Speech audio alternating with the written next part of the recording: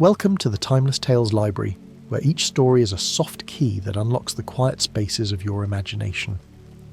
I'm Theodore, your host for the evening, and tonight I'll be sharing a gentle tale meant to calm your thoughts and carry you peacefully towards sleep. This haven of restful stories is brought to life by listeners like you.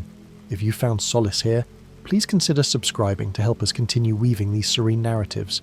As you settle in, I'd love to hear from you. Leave a comment below letting me know where you're listening from and share a place you dream of a story taking you. Perhaps a lighthouse on a windswept cliff, a lantern-lit street in Kyoto, a cosy bookshop in the rain, or a meadow beneath the northern lights. Your dreams keep our little library warm and glowing. This story is about a wanderer who finds refuge in a hidden tea room, nestled deep within an enchanted garden, where gentle rain becomes a lullaby. Warm tea soothes the spirit, and the soft glow of lanterns guides them into the deepest, most peaceful rest they have ever known. Now close your eyes and take a long, quiet breath. Tonight, your journey leads to the lantern hall in the Timeless Tales Library. Lanterns hover above every shelf, glowing with warm, colourful light.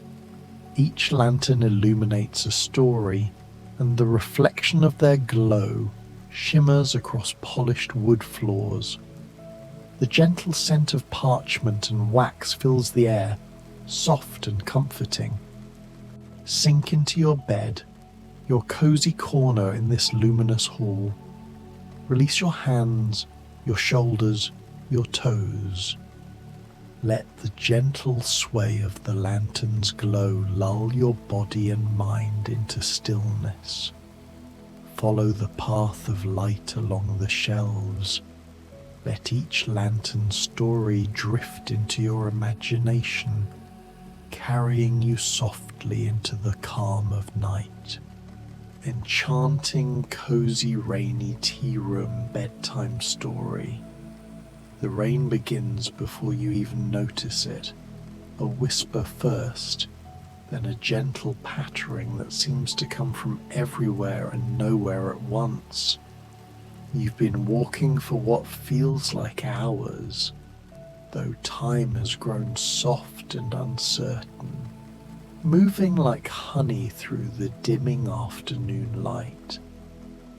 The path beneath your feet is made of smooth, worn stones, each one rounded by centuries of footsteps and weather, and they lead you forward with a quiet insistence, as though they know exactly where you need to go. You don't remember when you left the bustling world behind. Perhaps it was when the city sounds faded into birdsong. Perhaps it was when the concrete gave way to moss. All you know now is that you're walking through a garden that seems to exist outside of ordinary time, where the air itself feels different, thicker, sweeter, filled with the scent of wet earth and night-blooming jasmine. The rain grows a little heavier, though never harsh. It falls in silvery curtains that catch what little light remains in the sky, transforming each droplet into a tiny prism. The sound is rhythmic, almost musical, a soft percussion that matches the steady beating of your heart. You realize you've been walking in time with it, your breath synchronizing with its gentle rise and fall. Inhale as the rain whispers down. Exhale as it pulls in the leaves overhead. The garden path curves around a massive willow tree, its branches hanging like a curtain of green silk, swaying ever so slightly in the barely there breeze. You pass beneath it, and the rain becomes even softer here, filtered through thousands of narrow leaves that catch and release each drop with tender precision. The world feels muffled, protected, safe. And then you see it. Nestled in a small clearing, surrounded by wild roses that climb up its walls in cascades of cream and blush pink, stands a tea room. It's small, intimate, built of honey-coloured wood that seems to glow from within, even in the fading light. The roof is curved and covered in dark tiles that shine with rain, and from beneath the eaves hang delicate paper lanterns, each one casting a pool of warm amber light that dances gently in the wet air. The windows are tall and arched, their panes made of old glass that ripples slightly, distorting the glow from within into something dreamlike and soft. Through them, you can see the flicker of candlelight, the suggestion of movement, the promise of warmth. You didn't know you were looking for this place, but now that you've found it, you realize you've been searching for it all your life. Your feet carry you forward without conscious thought. The rain continues its gentle symphony, now accompanied by the soft rustle of rose petals and the distant murmur of water, perhaps a stream, perhaps a fountain, somewhere deeper in the garden. Each step feels lighter than the last, as though you're shedding something invisible with every footfall. Worry, perhaps, the weight of the day, the accumulated heaviness of 1,000 small concerns. The door to the tea room is round-topped and painted a soft sage green, weathered in a way that speaks of years and seasons but never neglect. There's no handle, only a smooth wooden surface, warm to the touch. You press your palm against it, and it swings open with a whisper, releasing a breath of air so fragrant and welcoming that you close your eyes for a moment just to breathe it in. Chamomile, lavender, the subtle sweetness of honey, the earthy comfort of steam rising from porcelain, and underneath it all the clean, pure scent of rain. When you open your eyes and step inside, the world transforms. The tea room is even more beautiful than you imagined. The floors are made of wide wooden planks, polished to a soft sheen that reflects the candlelight in pools of gold. The walls are lined with shelves, hundreds of them it seems, each one filled with jars and tins and delicate boxes, all containing teas from places both real and imagined. You can see labels written in elegant script: Moonlight Oolong, Starflower White, Dreams of Bergamot, Silver Needle Serenity.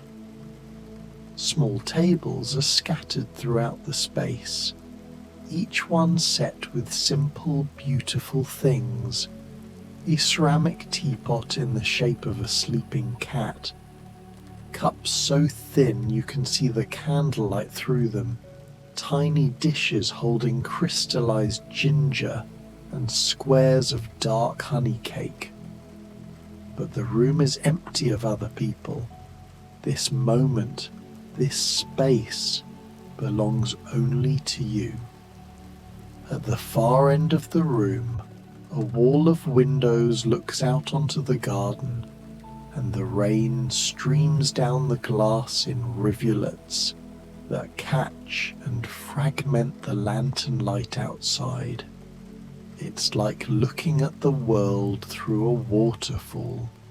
Everything softened, everything beautiful, everything at peace. You move deeper into the room, and your eyes are drawn to a particular corner where the warmth seems to gather most intensely. Here, someone has created a nest of comfort so inviting that you feel your muscles begin to relax just looking at it. There's a low table made of dark, polished wood, its surface reflecting the gentle glow of a nearby candle. Around it, plush cushions in shades of cream and dusty blue are arranged on a thick rug that seems to be made of clouds. Above, more lanterns hang from the ceiling on nearly invisible strings, swaying almost imperceptibly, their light steady and sure. And beside the table, positioned perfectly to look out at the rain-washed garden, is the most comfortable chair you've ever seen. It's large and deep, upholstered in fabric the colour of twilight, that particular shade of blue-purple that the sky becomes just before the stars appear. It has wide arms perfect for resting a teacup, and it's piled with pillows and draped with a soft woolen throw in a pattern of subtle geometry. You sink into it, and it's like being embraced. The cushions yield and then support, finding every tired part of you and offering rest. Your shoulders drop, your jaw unclenches, your breathing, already slow from the rain rhythm of your walk, deepens further. For a long moment you simply sit and listen. The rain on the roof is a constant gentle drumming, not loud enough to be intrusive, but present enough to fill any space that silence might leave empty. Through the windows you can hear it pattering on leaves, trickling into the garden's hidden streams, creating tiny percussion against the stone paths. It's the kind of sound that seems to exist at the perfect frequency for peace, vibrating in harmony with some deep, ancient part of your brain that remembers safety, shelter, the comfort of being protected from the elements. As you settle more deeply into the chair, you notice a small bell on the table beside you. It's made of brass, tarnished to a soft glow, with a wooden handle smooth from use. Without quite knowing why, you reach out and ring it, just once, gently. The sound is clear and pure, like a single drop of water falling into a still pond. It hangs in the air for a moment, then fades, absorbed by the cushions and the rain. And then, as though summoned by that small sound, a presence makes itself known. You're not startled. Nothing in this place could startle you. But you become aware that you're no longer alone. A figure moves through the doorway at the back of the tea room, and you understand immediately that this is the keeper of this space, the tender of comfort, the brewer of peace. They are neither young nor old, neither clearly one thing nor another, but rather seem to exist in that timeless way that certain places and certain moments do. They wear simple robes in shades of stone and moss, and they move with the unhurried grace of someone who has never known rush or urgency. Their face is kind, deeply, fundamentally kind, with eyes that seem to reflect the candlelight like water. They don't speak, but they incline their head in a gesture that communicates welcome, recognition, and something else. Relief, perhaps, that you've finally arrived. They've been waiting for you, you realize. Not in impatience, but in the way that a warm bath waits, or a soft bed waits, or home waits, with certainty, with readiness. They moved to a cabinet you hadn't noticed before, built into the wall and fronted with glass doors that reveal row upon row of beautiful teas. Their hands move with practiced precision, selecting a jar here, a tin there, measuring and mixing with the care of someone creating not just a beverage, but a blessing. You watch, mesmerized, as they prepare your tea. Water is poured from a kettle that seems to have been steaming forever, its spout long and elegant, designed to pour without splash or spill. The water meets the tea leaves with a soft sigh, and immediately the air fills with a new fragrance, something floral and grounding at once, with hints of vanilla and the particular sweetness of honey still in the comb. While the tea steeps, the keeper brings you small things.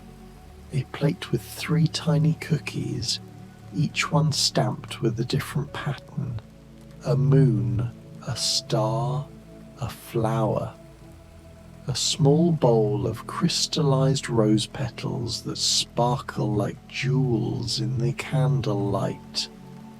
A folded cloth, warm as though it's been resting near a fire, which they place gently over your lap. Each gesture is an act of care so pure and uncomplicated that you feel something inside you begin to soften and release. When was the last time someone took care of you like this? When was the last time you allowed it? The tea, when it comes, is served in a cup that fits perfectly in your hands. The ceramic is warm but not hot, smooth, but with a subtle texture that pleases your fingers. The color is deep amber, almost gold, and when you bring it close to your face, the steam that rises seems to carry away tension you didn't even know you were holding. You sip. Oh, it's difficult to describe what you taste. There's chamomile, certainly, and something like vanilla, but also notes you can't quite name. The flavor of sunlight on skin, perhaps, or the essence of a peaceful morning, or the taste of dreams before they become words. It's sweet without being cloying, soothing without being bland. It spreads warmth through your chest, down your arms, into your fingers and toes. You take another sip and then another, and with each one you feel yourself releasing a little more. Your thoughts, which have been chattering quietly in the background of your mind all day, all week, all month, perhaps all year, begin to slow. They don't disappear entirely, but they become like the rain, present, gentle, no longer demanding your attention.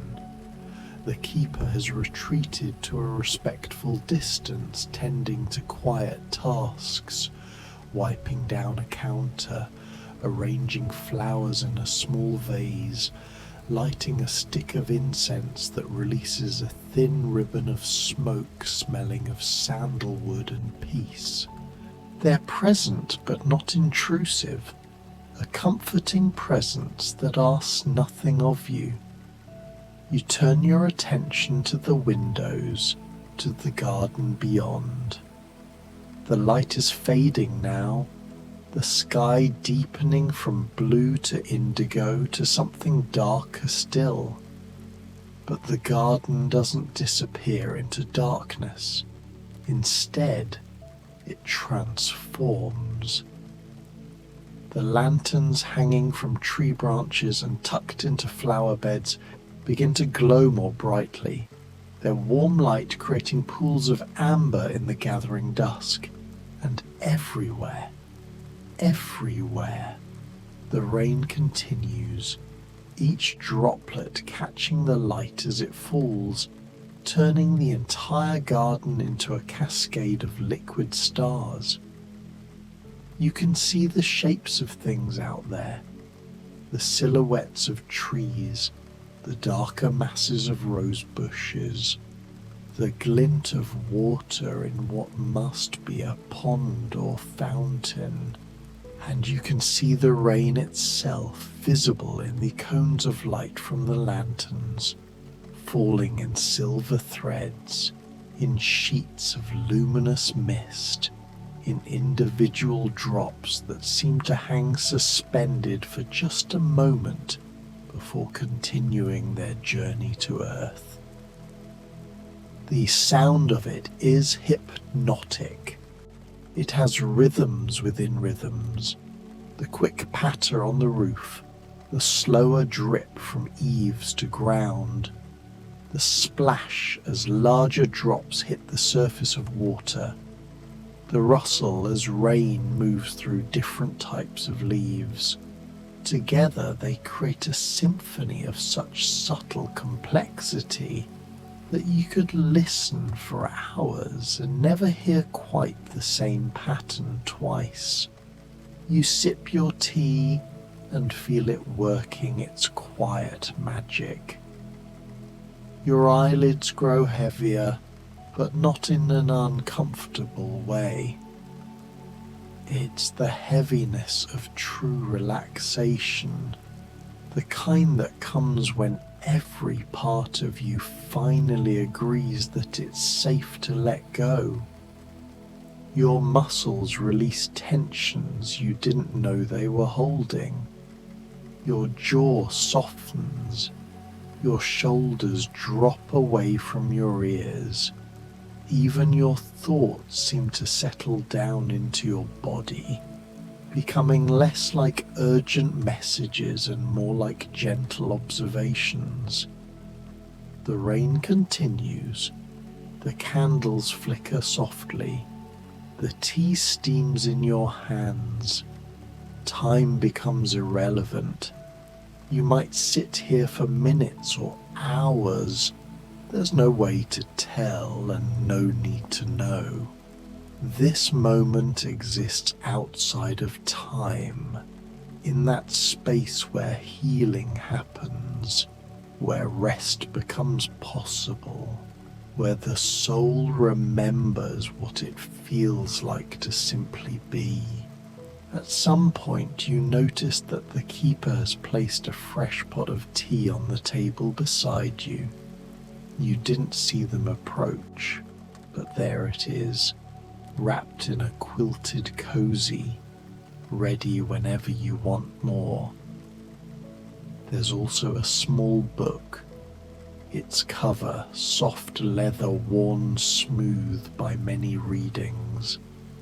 You pick it up and find it's a collection of poems about rain, about gardens, about quiet evenings and the spaces between thoughts. The pages fall open to a verse that seems to have been waiting for you. In the garden where the rain knows your name, where the lanterns hold back only enough darkness to remind you that you're safe, there is a chair, a cup, a moment that belongs to no one else. Here you're allowed to rest. Here you're allowed to simply be. You read the words twice, 3 times, letting them sink in like the rain sinks into thirsty earth. You're allowed to rest. You're allowed to simply be. Setting the book aside, you reach for the fresh pot and pour yourself another cup. The movements are meditative. Lift, tilt, pour, set down. The liquid falls in a gentle arc, steam rising, fragrance blooming. You add a small spoonful of honey from a jar on the table. Watch it spiral down through the amber tea like a gold ribbon. Stir it slowly with a delicate silver spoon that chimes softly against the ceramic. This cup tastes different from the first, though it's the same tea. Or perhaps you're different, more open, more present, more willing to receive the gift that's being offered, the gift of this moment, this safety, this peace. Outside, the rain shifts slightly.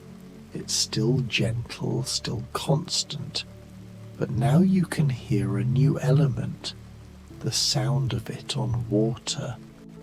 The pond, you realize, or whatever body of water lies out there in the garden.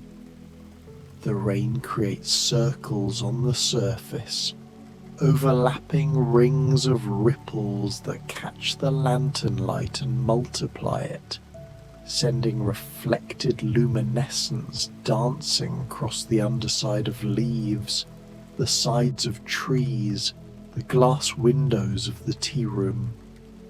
You stand slowly, bringing your tea with you, and move to the windows for a closer look. The glass is cool against your forehead as you lean close, peering out into the rain-blessed darkness. And what you see takes your breath away. The pond is larger than you thought, stretching out into the garden like a pool of captured sky. Its surface is alive with rain, each impact creating a moment of perfect geometry before dissolving into the next. Lily pads float serenely, unmoved by the gentle percussion.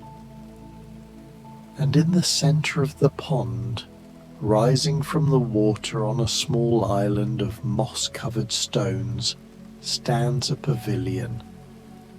It's tiny, barely large enough for 2 people, made of the same honey-colored wood as the tea room, its roof curved and sheltering. Inside you can see the glow of more candles and what looks like cushions and blankets, a space prepared for watching and dreaming and being still. Something in you responds to the sight of it, a longing perhaps, or a recognition. The tea room is wonderful, warm and safe, but that pavilion, that little island of shelter in the middle of the rain-jeweled water, calls to something deeper in your spirit.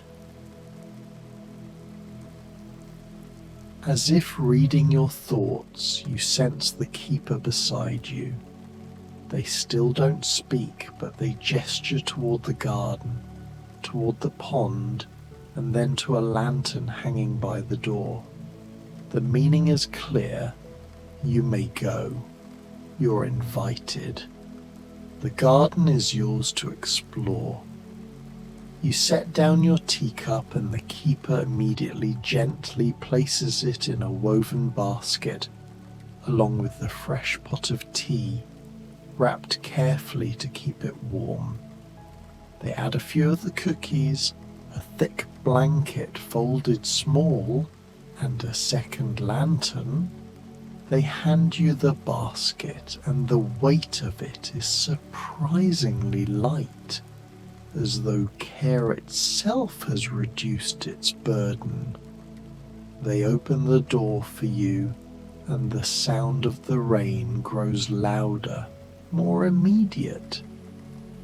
But you're not worried. Beside the door hang several cloaks, and the keeper lifts one down, a beautiful thing made of waxed canvas in a deep forest green, with a hood lined in soft flannel. They settle it around your shoulders, and it falls into place as though it was made specifically for you. "Thank you," you whisper, the first words you've spoken since arriving, and the keeper's smile is like sunrise. You step out into the garden, lantern in one hand, basket in the other, and the rain greets you like an old friend. It patters gently on your hood, runs in rivulets off the waxed canvas, but you stay dry beneath your cloak, warm and protected. The lantern casts a circle of gold around you, pushing back the darkness just enough to show you the path. The stones beneath your feet are slick with rain, but they're steady, placed with care by someone who knew that people would walk here in darkness, in weather, in moments of seeking. You move slowly, in no hurry, letting the rain set your pace. Each step is deliberate, mindful, as much a part of the meditation as breathing. The garden at night is a different world. Flowers you didn't notice in the fading daylight now reveal themselves. Night-blooming jasmine, moonflowers, pale as pearls, mysterious shapes that might be orchids or might be something from a dream. Their fragrances mix with the scent of wet earth and green growing things, creating a perfume so complex and beautiful that you pause several times just to breathe it in. The path winds between rose bushes that seem to glow in the darkness, their petals luminous. Water drips from their leaves in a gentle, irregular rhythm, plink, plink, plink into puddles that reflect your lantern light like scattered coins. Somewhere nearby, you hear the soft trill of a night bird, not alarmed by your presence, simply singing its evening song. The pond appears before you gradually, the path opening up to reveal its dark, rain-dappled surface. It's even more beautiful up close. The lily pads are enormous, some of them large enough that you imagine you could step on them, though you don't try. Their flowers are closed for the night, but you can see their shapes, tight spirals of pale petals waiting for tomorrow's sun. And there, just a short stone bridge away, is the pavilion. The bridge is wide enough to feel safe, with low walls on either side, and as you cross it, you watch the rain create patterns on the water below. Each lantern hanging around the pond casts its own reflection, so the water seems filled with sunken moons, all trembling gently with each new touch of rain. The pavilion welcomes you with the scent of cedar and wisteria. Inside, just as you glimpsed from the tea room, is a nest of comfort. Cushions covered in midnight blue silk, blankets of softest wool, and a low table with a candle protected in a glass lantern, its flame steady and sure. You set down your basket and your lantern, remove your wet cloak and hang it on a hook clearly placed there for this purpose, and settle yourself among the cushions. They're positioned perfectly to look out at the garden, at the rain, at the reflection-filled water. You're surrounded by it all, the sound, the sight, the feeling of being held safely in the heart of the storm, if such gentle rain can even be called a storm. You pour yourself more tea from the pot, which is somehow still perfectly warm. The steam rises into the cool night air, and you wrap your hands around the cup, feeling its heat seep into your palms. The first sip is just as perfect as before, and you realize that this tea isn't just a drink, it's a companion, a comfort, a thread connecting you to the tea room and its keeper, ensuring you're never truly alone even in this beautiful solitude. The rain continues its ancient song.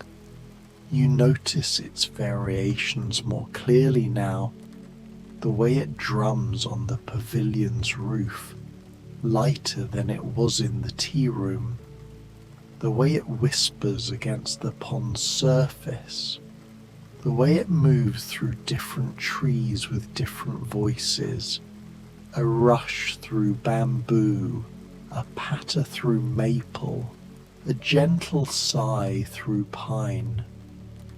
Your breathing has synchronized with it completely now. Each inhale draws in the scent of rain and flowers and night.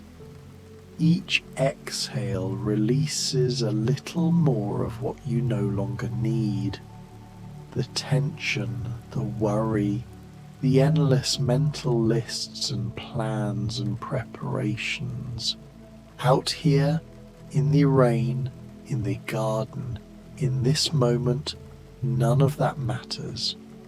There's only this, the cup in your hands, the cushion supporting you, the rain blessing everything, and the deep, profound peace settling into your bones. Above you, the sky's clearing slightly, not with the abrupt violence of a storm breaking, but with the slow courtesy of someone drawing back a curtain. Between the rain clouds, you catch glimpses of stars, just a few at first, dim and uncertain, as though they too are waking from a long sleep. Then more appear, then suddenly whole constellations visible through the ragged breaks in the cover. They shimmer and dance, their light filtered by the falling rain, turned into something softer and closer than stars usually seem, almost like lantern light seen through wet silk. Orion's belt glints low, the Pleiades scatter like spilled salt, and somewhere high above, a single bright wanderer, Venus perhaps, burns steady and kind, as if it has been waiting for you to notice. You lean back into the cushions, pulling the old wool blanket over your legs. It smells faintly of cedar and wood smoke, the scent of every safe place you ever knew as a child.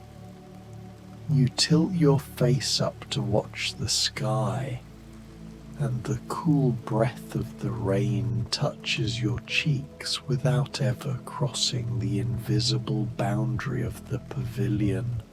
The drops fall on the pond in perfect circles that widen, overlap, erase themselves.